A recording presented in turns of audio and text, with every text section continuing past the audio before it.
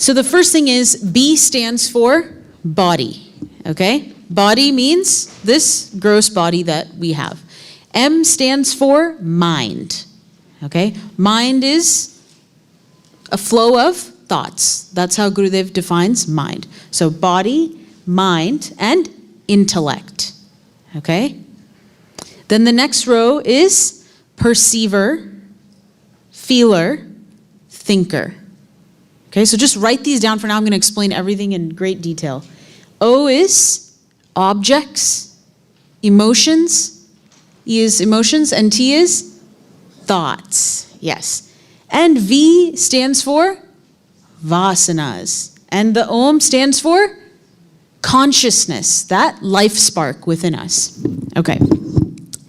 So we have the experience of body, mind, and intellect. Everybody has the experience of their body, mind, and intellect? Yes?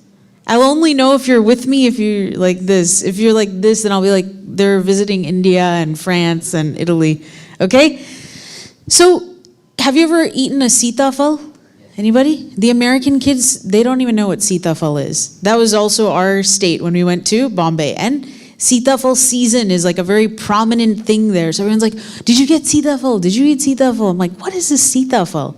So someone said, it's a custard apple, okay? So I've had custard before, and I've had an apple before, so I can understand what this custard apple would be, right? So if I say, all of you are pure consciousness, you'll say, Kya? I don't understand. I don't know what you mean by that. But if I say you are other than the body, you are other than the mind, you're other than the intellect, those three you have the experience of. Yes? Yes? You've experienced your body. If I come and I prick you with a pen, then you'll say, ouch. That's the experience that you have of your body. Every day you look in the mirror, especially the gents, I know, combing your hair, saying, oh, I'm looking so good today. So you have the experience of the body. You also have the experience of the mind, right? Like right now you're saying, I hope that this talk ends really quickly so that I can go and grab some lunch. Today the males have made the lunch, so I'm sure it'll be something entertaining, if not, absolutely terrible. And then you have the experience of the intellect also. Like, especially us kids, right? Mom says, don't eat any dessert before dinner. So we stand in front of the box of chocolates and we say, should I, shouldn't I? Is it the right thing to do? Is it the wrong thing to do? So the intellect helps us to discriminate between what is right and wrong. It also helps us at a deeper level to develop our thought patterns, our framework by which we think. This concept of being open and liberal and accepting people for who they are. That's an intellectual-based concept. Yes? We get that? So the intellect tells you right between wrong, but then it also forms the basis of the kind of thoughts that you have. Okay? So, when we look at this level, body, mind, and intellect, and we'll talk about these in a little bit, because remember, I told you understand what a custard apple is, but nobody knows what a sitafal is. So this is like the sitafal, this is like the custard apple. So let's go by what we know for sure. Body, mind, and intellect, okay, this row here. This is all representative of equipments, okay? So you have your washer dryer at home, your refrigerator, all of these equipments are there. What is it that is required for the equipments to come to life? Electricity, okay? So Om, the consciousness, the life spark, the divinity that's within you is like the electricity that enlivens the equipments. The equipments are the body, mind, and intellect. We got it? So what's very interesting for us to note about these equipments, without the electricity, do they have any life? No. So that means by nature, all three, body, mind, and intellect are inert. They are insentient. Okay? How many of you are attending Rahulji's class? Yes? Okay, how many are attending my class? How many are attending Vijayji's class? Probably nobody. Okay. Bottom line is this. Many times, both Rahulji and I must have told you that. Are you the body?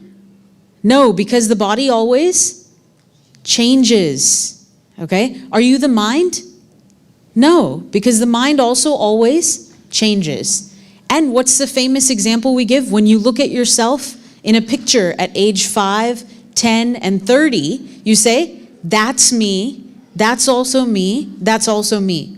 But was your body the same in any of those? Was your mind the same? I hope not. Right? So you get why you're not the body, you're not the mind, and you're also not the intellect.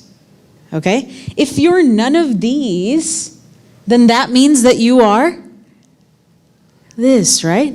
Okay, so keep that thought in the back of your mind as we're going through. So, these are all inert. These are the equipments, and they're inert. Consciousness expresses through these equipments, okay, and becomes this level here, okay? So consciousness, when it's expressing through the body, it becomes the perceiver. What do you call it in English? Oh my gosh, it's been out of school so long that I can't even remember, so I'm gonna have to rely on the kids. You know, what's the different verb endings, right? The verb endings is what you need to make note of here. Consciousness expressing through the body becomes the perceiver. Consciousness expressing through the mind becomes the feeler. Okay, and consciousness expressing through the intellect becomes the thinker. Now, very interesting.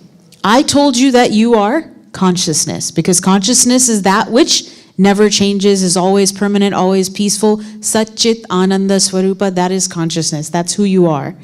But who do you really think you are? I am the one who's growing horizontally.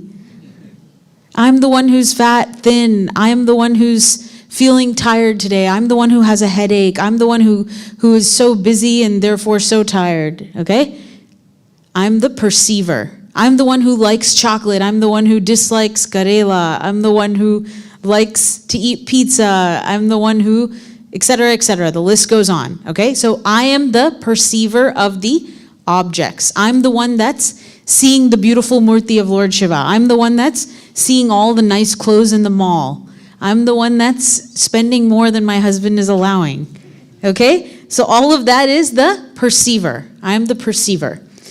Now, this is even, because you guys are, such knowledgeable Chinmaya Mission attendees, you're like, I know I'm not the body, but there's a likelihood that I'm the mind. I am the one who feels happy, who feels sad, who feels angry, who feels frustrated, who feels, upset, who feels hungry, who feels, annoyed, hangry. That's like the new word of today's. So hungry that you get angry, hangry. So I'm the one who feels empty. I'm the one who feels like my life has no purpose, etc., etc.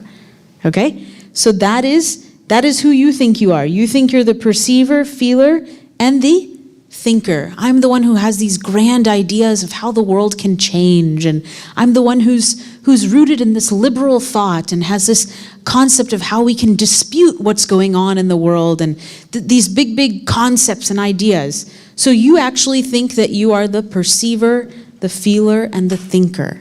And this is where the problem lies, okay? Keep that in your mind. Then next, we have consciousness expressing through body, mind, and intellect becomes the perceiver, feeler, and thinker. And what is it that they're perceiving, feeling, and thinking? The field of experiences. All of the field of the experiences that we have are OET. Okay? So that is also inert, right? It's just a material world. It doesn't do anything. It has no consciousness in it. Objects, emotions, and thoughts. All of those are the field of experiences. So we have equipment, field of experiences, and then this perceiver, feeler, thinker, which is our ego. Okay? There's a really famous story our Acharyaji used to tell us. I see that you're confused. Don't worry. So this story should help to clarify.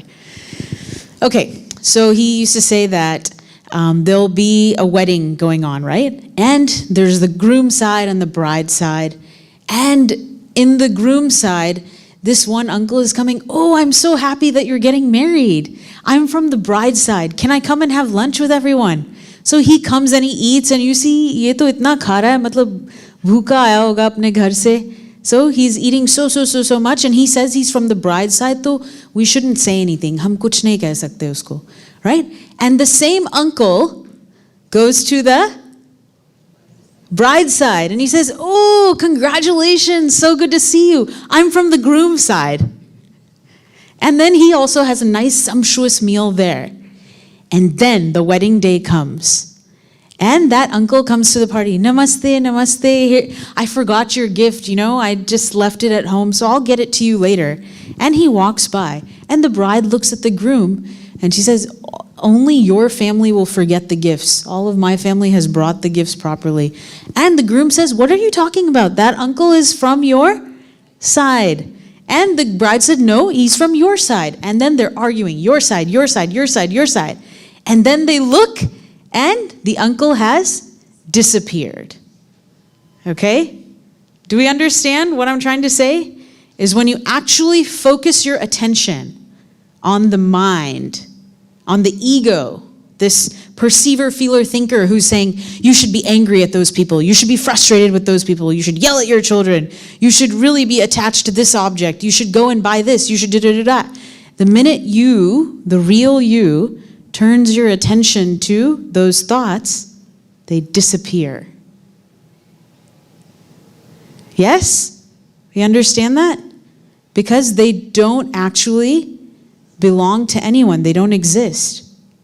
Okay, very, very subtle thought, but it helps to drive the point home. Okay, so now explaining further. Now, the ancient rishis in the Vedas, in the scriptures that we're studying, Bhagavad Gita, what have they told us? They said that if you want to achieve this peace, this contentment, to know who you really are, all you have to do is transcend the body, mind, and intellect. You go beyond the body, mind, and intellect, and you realize the self, right? No issues. Okay, you guys can all go home now. I've already given you the solution to the problem. And they thought, okay, the humans just have to realize that they're not the body, they're not the mind, they're not the intellect, so they are the substratum upon which all this change is happening, which is Om. But why are they not able to do it? They're so stuck. This life is just supposed to be a play, a leela. But for some reason, they're not getting out. What is the reason? And what did they find out? The reason is V. V is Vasanas. Okay? Now, there's no real English translation for what a Vasana is, so I'm going to try and describe it in a lot of different ways. But it's basically an impression, a tendency that's developed over many lifetimes. And forget many lifetimes, it's a tendency that's developed over this lifetime itself, okay? I'll give you one example from my own life. So growing up, I guess whenever we went to the store, my mom would always make us go straight to the sale section. Right? I mean, you don't even look at the stuff that's regular price. You go straight to the sale section because she had this very deep-rooted concept, which is actually true, is that everything ends up coming on sale anyway. You just have to be patient, right? So when I go to the mall, even today, even though I want to buy something regular price, I am just not able to because the minute I walk into the mall, I go straight to the sale section. And I find that, why did I do this? It's such a deep-rooted concept, a deep-rooted tendency within me that it becomes automatic, okay? Very interesting thing. All of you, if you examine for a minute, you close your eyes, everyone close your eyes right now, and you think about how you go about your day. You get up in the morning, you get out of bed, you go and you have a routine that you do, maybe you brush your teeth, maybe you do this. You actually give no thought to that routine. Be honest with yourself. It has become very mechanical. It has become very automatic. And in fact, We have become so unaware of our thoughts. We've become so unaware of our tendencies that if I were to ask you right now, what are your top 3 worries? And I asked you next week and next month and next year, they would probably be exactly the same. Okay? Open your eyes. The point is this: we are so driven by these vasanas. Many of you probably eat the same 4 sabjis every week. You know, and if you're from a North Indian family, it's bhindi and, rajma chawal on Sunday. Because why would you make anything else on Sunday? Only rajma chawal, right? Rajma chawal on Sunday, bhindi, and then I'm trying to think, aloo gobi and matar aloo, because thode se aloo bache the, to uske liye, you have to make the matar aloo, and some paneer dish will be there. Paneer bhurji, paneer makhni, whatever it is. So these 4 sabjis you'll have every single week, okay? Kind of not really that important, but when does it get really important, okay? Some sort of calamity comes to your life, you have a habit of reacting the same way, even though you don't want to, even though you've heard so many times that this is not who I am not my emotions, I am not my thoughts. I want to not be affected and impacted by the changing world. Whether I get a good grade or a bad grade, or my teacher says something nice to me or doesn't say something nice to me. Teacher equate to boss says something nice to me, boss doesn't say something nice to me, that coworker's not responding to my email, my children, wo to kabhi sunte hi nahi hai. Or, and they just want to eat pizza every single day. And, they don't want to eat whatever I make for them. Mera pati, uske baare mein main kya bolu? Right? So this constant changing of all of our environments, going back and forth of this is the way they're, 1 minute they're like this, 1 minute they're like that, all this back and forth. We don't want to be affected by it. But we're so used to reacting because of our deep-rooted impressions, our deep-rooted habits, that we find it impossible to break away. The truth of the matter is it requires a lot of effort. And it requires us to have deeper understanding of what those patterned thinking concepts are. Okay? Here's the first one. You are all looking for happiness in an impermanent world. You're looking for permanent happiness in an impermanent world. Yes or no? I will tell you a real story. On Friday, Rahulji and I, we have this thing where every week we have to try some new dessert or something because we've really just got a sweet tooth and it was just getting out of hand, so we had to control it and say only once a week we'll try a new cupcake or something. That's my Vasana. I have to, get over it. I bought the cupcake, okay, and I put it in front of me and I looked at it. And I stared at it for a few minutes and I said, you know what, I know that as soon as I eat it, the pleasure is going to be over.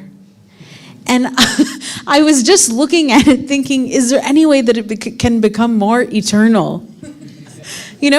And the cupcake stared back at me and it was almost as though it had a voice and it said, just eat me. Whether it's 1 minute or 2 minutes, it's not going to make a difference because I can't give you the permanent happiness that you're looking for, Priyaji. So I just ate it very slowly, of course. Each bite, I was like, oh, this is so good, so tasty. But at the end, I realized that even this cupcake, no matter how long I look at it and smell it and just eat one small bite at a time, it can also not give me permanent happiness. Your spouse cannot give you permanent happiness. Kya? The truth is, you're sitting here, you're laughing, you believe what I'm saying, but in your heart, do you really, really live it? What do you live? That I am dependent on my spouse for happiness. Your children cannot give you happiness. What? Ye aap kya bol rahe ho? Aapki himmat kaisi hui ye bolne ki? But it's the truth. Can your children give you happiness? They can give you moments of joy. There's no doubt in that. They are your responsibility, but you are not dependent on them for happiness because happiness is not in the objects, it is in the subject. Is the subject the perceiver, feeler, thinker? Yes, somebody said yes. I can't believe it. No, the subject is not the perceiver, feeler, thinker. The subject is Om, consciousness, that witness, that sakshi that's always there as the substratum, but we never pay attention to it. Main to yahi tha, aapne dekha nahi. I was here all along, you never even looked at me. Right? And the change keeps happening and happening and happening. And what are we doing? We're riding the roller coaster. Whee! We go up and we go down. And then eventually what happens? We become so nauseous. We become so sick of riding that roller coaster that we leave everything and we go to Sandipani. You know, people say, why is it that you and Rahulji went to Sandipani at such a young age, this and that? And this is what I tell them. I say, I was sick of riding that roller coaster. I could just see, I was becoming this corporate, fiend of like, I just have to get up to the top and become a vice president in the next 12 years and this and that. And then all I could see as I started to interact more and more with people around the world, people in these corporate positions, was that they kept telling me, they themselves, they said, there's nothing here. It's all empty because this is also temporary. Look for permanent happiness in a permanent place. And there's only one. This is the only place that you can seek happiness, within yourself. I feel like kids know this even better than the adults do, right? Yes? Because does it really matter to you whether you have the newest toy or whatever? It's fun for a little while, but then you want something else. You keep wanting something else, right? But some days you're happy and some days you're sad. It's not dependent about the things around you. It's about how you feel inside, right? Yes? Okay. So what is the BMI chart reminding us? What is it telling us? Every time Gurudev points to the BMI chart, he says, don't be at this level, don't da-da-da-da. What is it trying to tell us? It's breaking down our personality so we remember. When I'm eating the cupcake, I am pleasuring my body, my senses, but that's not who I really am. I'm really Om, right? So then better way for me to eat the cupcake is Om Namah Shivaya, Om Namah Shivaya, right? Then when I'm really upset, when I'm really angry or frustrated by a situation that I can't change, my in-laws are coming into town and there's nothing stopping them. The flight has already left and there's no way that I can just jump up to the sky and be like, no, go home.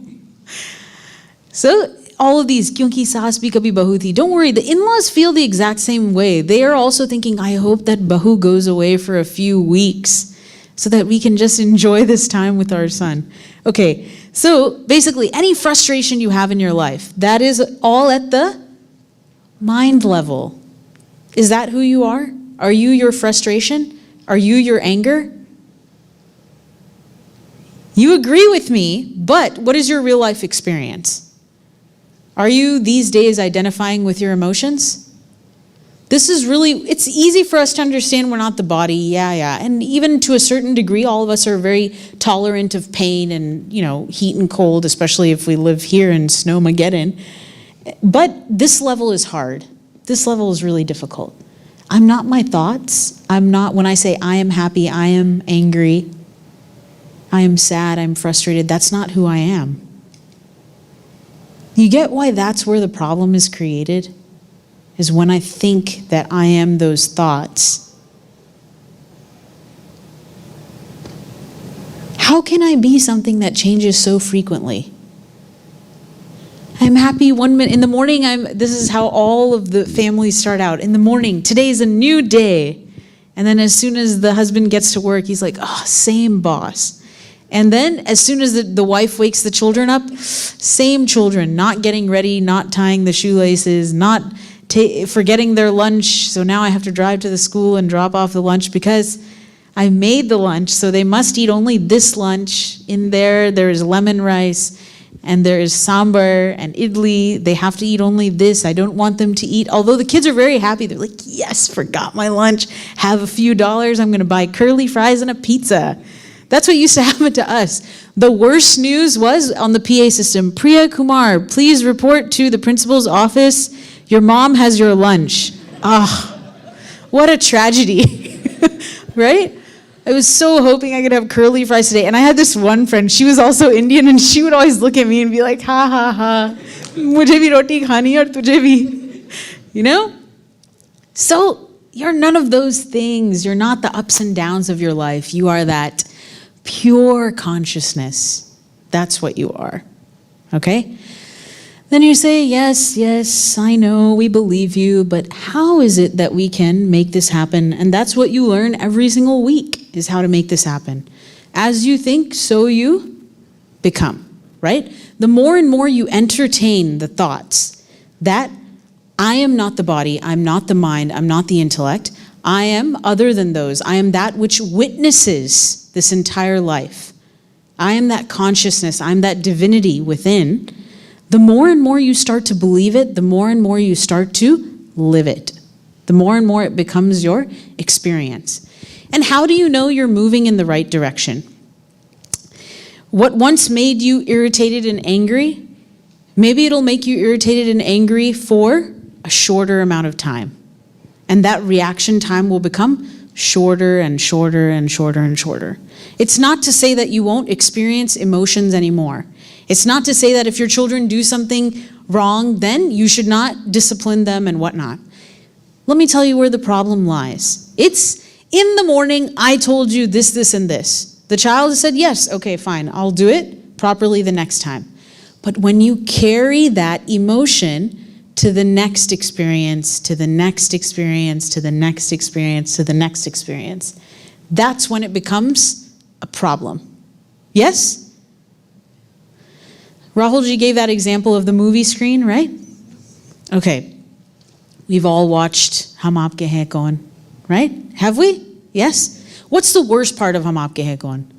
When Pooja falls down the stairs and you know it's all over because your friend actually told you what was going to happen, right? As soon as Pooja falls down the stairs, I don't even actually watch the rest of the movie. I only watch it till that point and then that's it. So now let me ask you this. If that scene keeps repeating itself, Pooja, Pooja, Pooja, okay? How terrible would it be? Would anyone want to watch that movie? No. You know what? Your life is also a movie, okay? You can let each experience keep passing, so the movie keeps going on. Sometimes it's happy, sometimes it's sad, sometimes it's frustrating, sometimes it's very, very exciting and joyful and suspenseful, and it's like a thriller. But what if you keep replaying the sad scenes over and over and over and over and over and over again in your mind? How many of us do that? Be honest. I know it's all of you. Right? We keep replaying the tragedies of our life over and over again. What a terrible movie. I would not want to watch the movie of your life. But what if we just keep flowing like the river? Like the river Ganga. Keeps flowing, keeps flowing, keeps flowing. Kuch acha aata hai, theek hai. Something bad also comes in, that's also fine. But just keep moving. Because I know there's no way logically that it makes sense that I can be my thoughts or emotions. And I'm definitely not the objects of the world, right? Do we understand? Does it make sense? Does the chart make sense now? Okay. So let's focus a little bit more on how to influence this level, because it all starts here.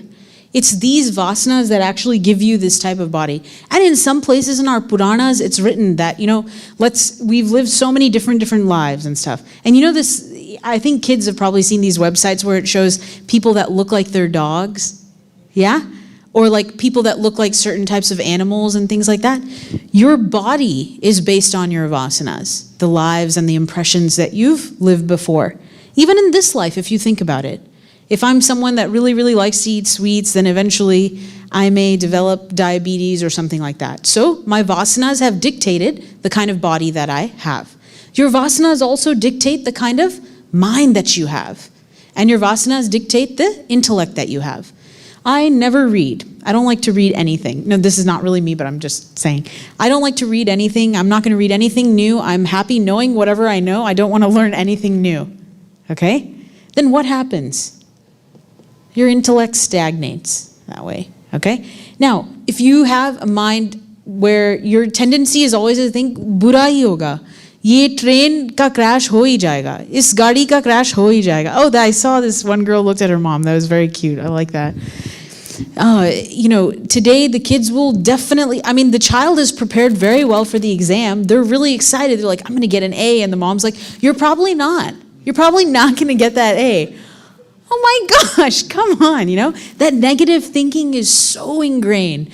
It's like, हम सब खाना खा के मर जाएंगे, ये होगा, वो होगा, शायद ये होगा. If I send them to this birthday party, they're going to rebounders, she might fall and slip and then end up in the hospital and da-da-da-da. The females especially have this tendency, ये होगा, शायद ये होगा, लेकिन मैं, मगर वो सुनो तो, अरे मैं, this, keep going again, in the predicting all these things in the future. And how many of those things actually happen? None of those things actually end up happening.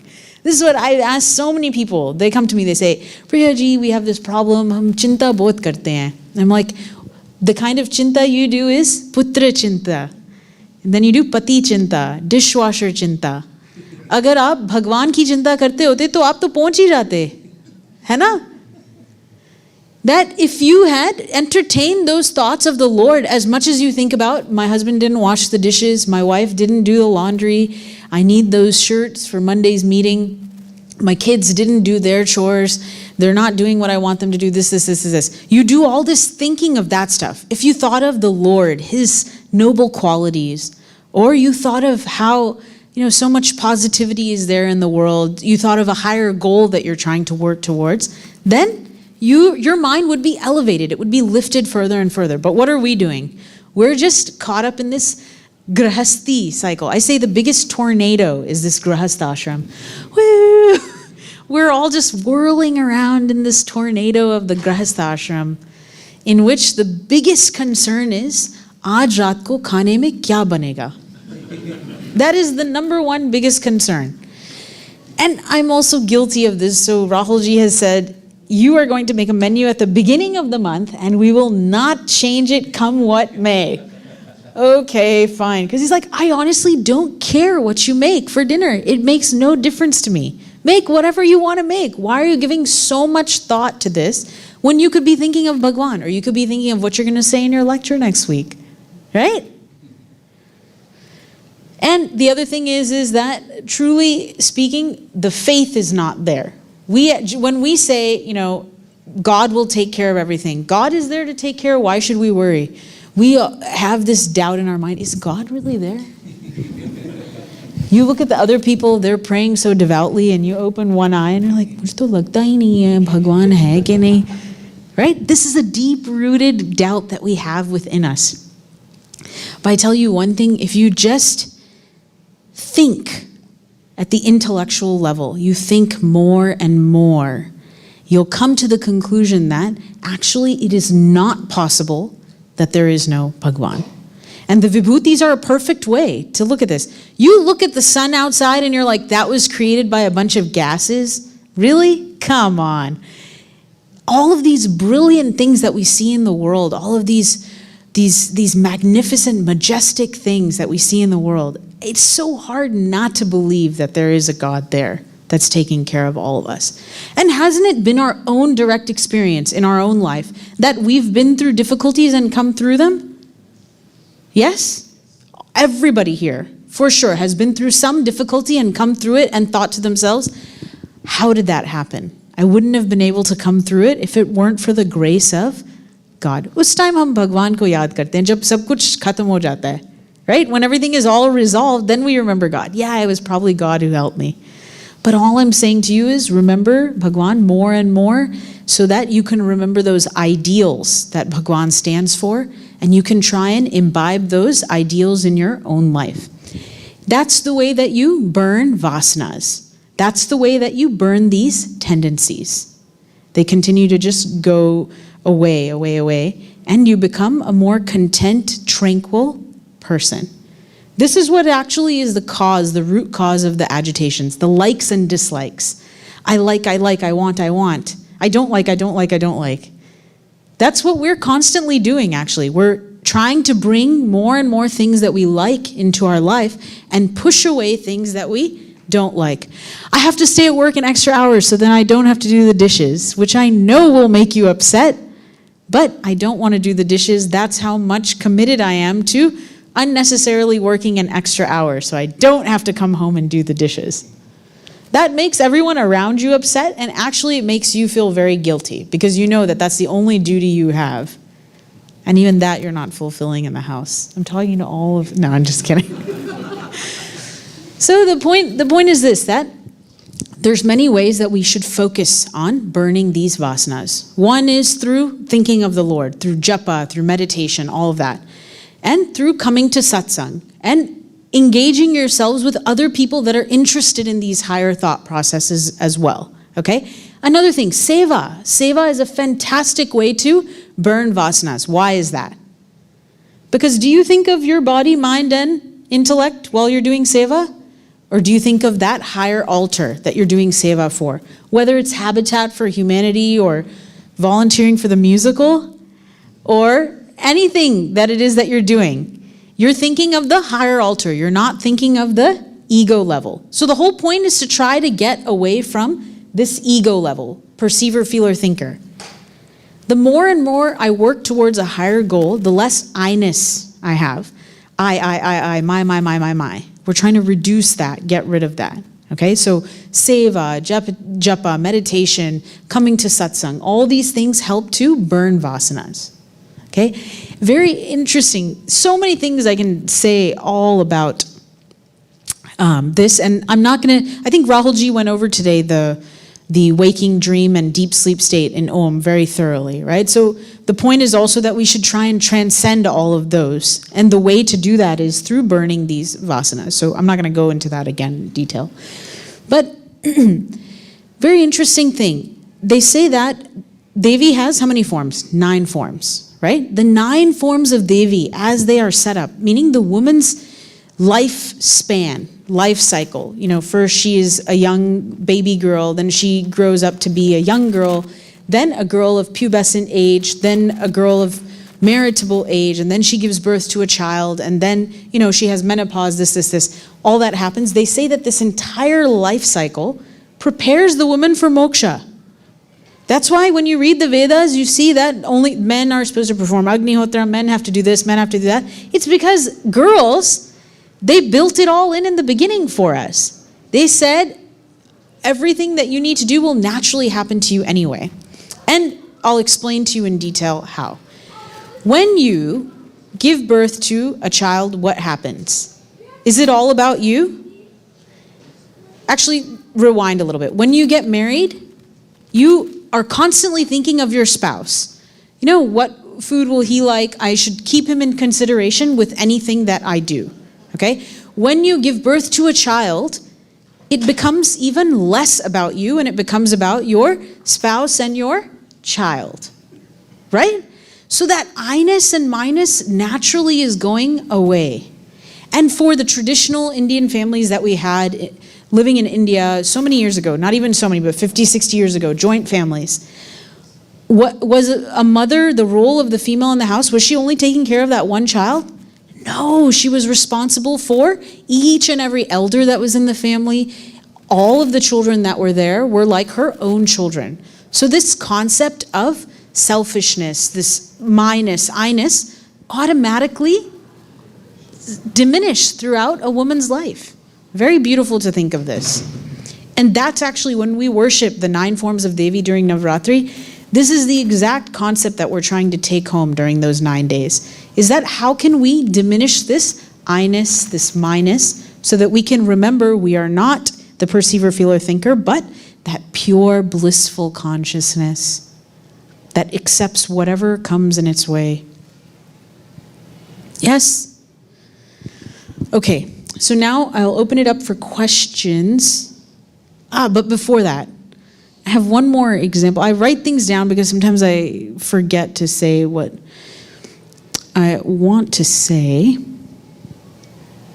Many of you have this question, what is the purpose of life? Why are we even born? This.